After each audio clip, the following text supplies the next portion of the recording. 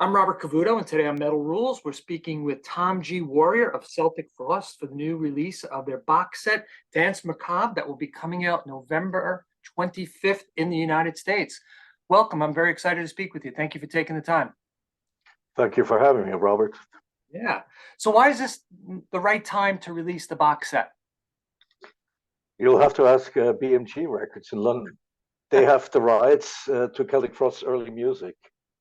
Okay. I don't, and I cannot make any decisions. I don't know why they decided it's the right time, but of course I'm happy about it. It's an honor to have a box set. What can I say? Yeah. How involved were you in assembling the artwork, the albums, everything else like that went into this set? I was very involved because I have to credit BMG. They're a very professional company, and they're interested in what the artist has to say. So even though they have the rights, they could do whatever they want with these rights. They actually always contact me when they plan something, and they ask me to be involved. This time they asked me to be the art director and to help with the concept, and I did, and it was actually an extremely pleasant and professional collaboration. Oh, that's great. When you were putting this box set together, I have to believe there were some memories maybe that were suppressed or, that were suddenly brought back. Was there anything that really stuck out in your mind that was exciting back in that day these songs that were being released in the albums? Well, Celtic Frost is, of course, many memories. They're not suppressed; they're always present Hmm. because I'm still playing that music. I wrote that music. It's a Yeah. huge part of my life. It shaped who I am. It shaped my career. But of course, when I work on material of that period, the main memory I have is, of course, of Martin Ain, who died 5 years ago. That is above everything, of course. Right. Yeah. It's funny. I recently reconnected with my old band back from the 80s. And it's funny to hear the stories or their versions of the stories and my versions of stories or not remembering something that happened that they remember. So it's always fun to explore that and to re-examine it. So I enjoy that. So I'm assuming you might have had some of the same situation. That's exactly what happened because for the book that's included with the box set, we were interviewed. Reed St. Mark, the drummer of Celtic, we were interviewed separately. And to me, one of the most interesting parts in working on this box set was to see what Reed had to say 35 years later. Yeah. And I'm sure he felt the same. It's exactly like you describe it. It's interesting to see another viewpoint of such an important period. Yeah. Oh, that's great.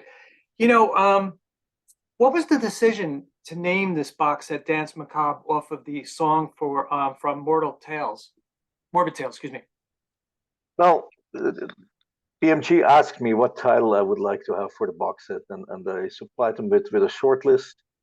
We went through everything. We had like three titles at the end, and I simply felt Danse Macabre reflected best the experimental nature, also the topics of the lyrics of Celtic Frost music. I Yeah. just felt most comfortable with that title. I think it really reflects who we were.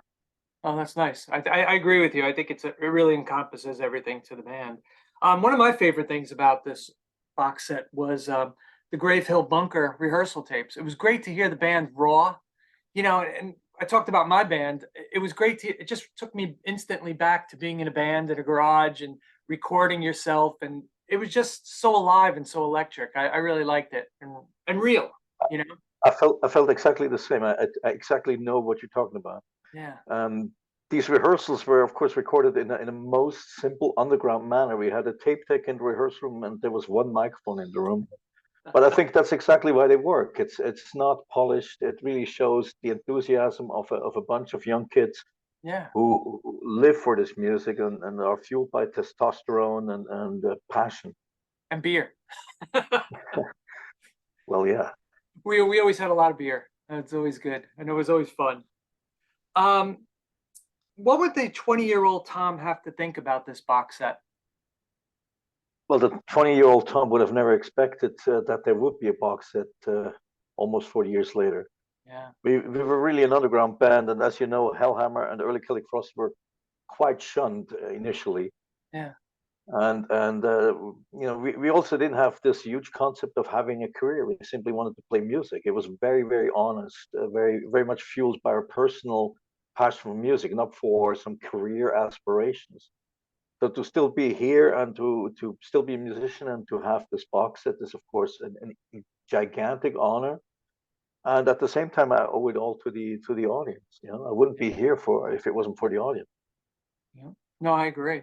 You're very well known. Celtic Frost is well known among the heavy metal circles, but maybe not so big in the United States as you are in Europe and other countries. Why is it that you think that was such a challenge to really break in the US? Initially, it really wasn't.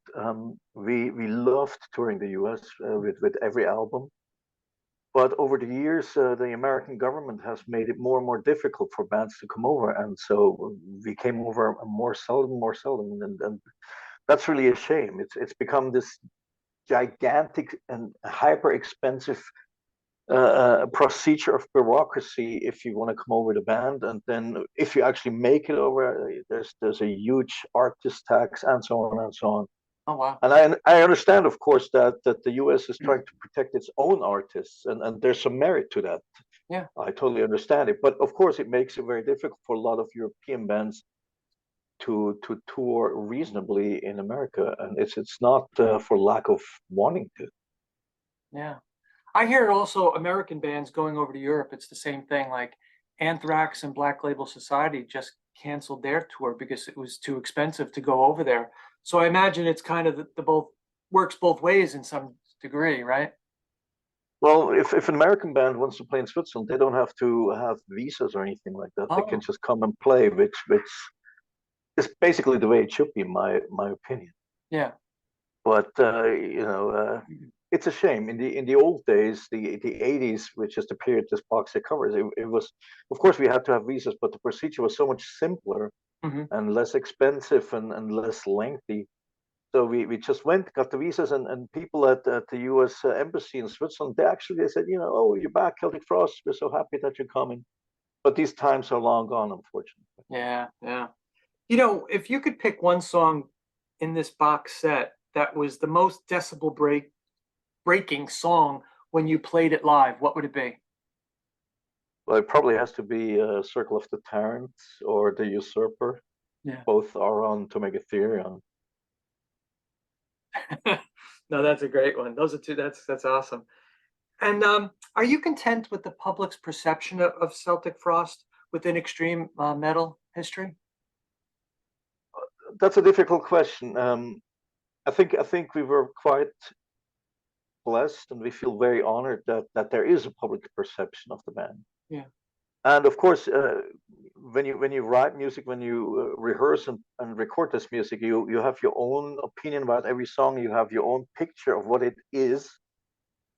But it's also good if you don't describe this to the audience, because music is something that's supposed to create images in everybody's head. Each listener should have their individual visions and feelings when they listen to music. So it goes both ways. Yeah, that's Um, true. you know, I'm happy the way it is. Yeah, good. Yeah, and you're fantastically famous for doing that. So it worked out, and kudos. And we're here now talking about something that you guys put out that's legendary. So congratulations to you guys for doing that. My editors and I were talking a lot about this interview, and we understand in the press that Cold Lake isn't really a Celtic Frost album, but there's plenty of fans who do love it. I know you don't regard it in the highest or keep it in the highest regards. Do you ever see that being remastered or released on vinyl or a CD? I know so many people love it.